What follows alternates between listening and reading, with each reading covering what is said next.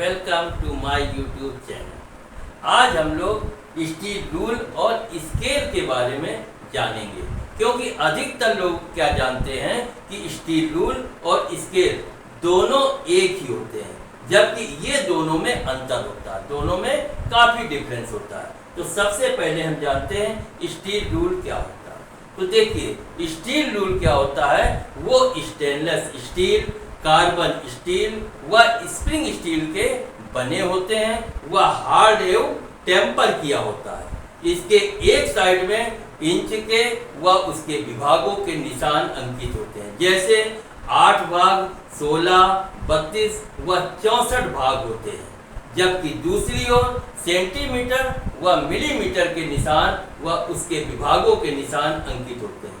प्रत्येक मिलीमीटर को 2 बराबर भागों में बांटा गया है। अब स्टील रूल किस साइज में आते हैं, तो देखिए ब्रिटिश में ये क्या है, 6 इंच से लेकर 48 इंच तक आते हैं, जबकि मीट्रिक में 150 mm से लेकर 600 मिलीमीटर तक के साइज में ये आते हैं।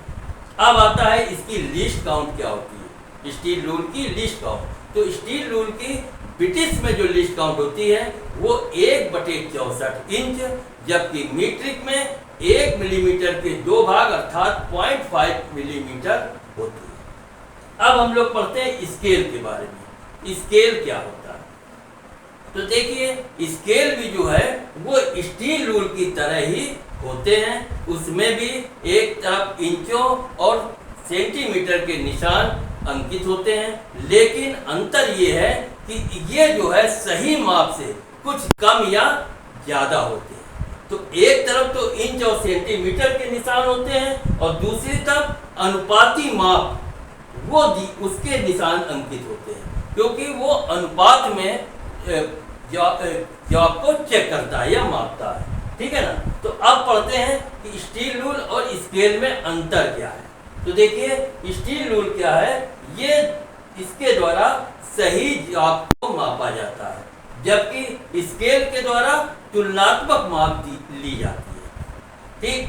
नंबर 2 क्या है, ये प्रायः वर्कशॉप में इंजीनियरों व कारीगर द्वारा मापे जाते हैं, जबकि इसका प्रयोग क्या है, ड्राफ्ट्समैन मकान के नक्शे वगैरह तैयार करने के लिए या कोई ड्राइंग वगैरह तैयार करने के लिए उपयोग में लाता है। फिर तीसरा है कि ये हमने बताया कि ये स्टेनलेस स्टील, कार्बन स्टील व स्प्रिंग स्टील के बने होते हैं, जबकि स्केल क्या होते हैं, कार्डबोर्ड व प्लास्टिक के बनाए जाते हैं। नेक्स्ट क्या है, इसके द्वारा मापा गया माप परिशुद्ध व एक्यूरेट होता है, जबकि इसके द्वारा स्केल के द्वारा मापा गया माप तुलनात्मक होता है। जैसे एक छोटे से कागज में, मान लीजिए एक छोटे से कागज में पूरे भारतवर्ष का नक्शा ड्राफ्ट्समैन के द्वारा बना लिया जाता है, लेकिन उसमें नीचे लिख दिया जाता है कि 100 किलोमीटर बराबर 1 सेंटीमीटर, है ना। तो ये क्या हो गया, ये एक अनुपाती माप होती है। ठीक।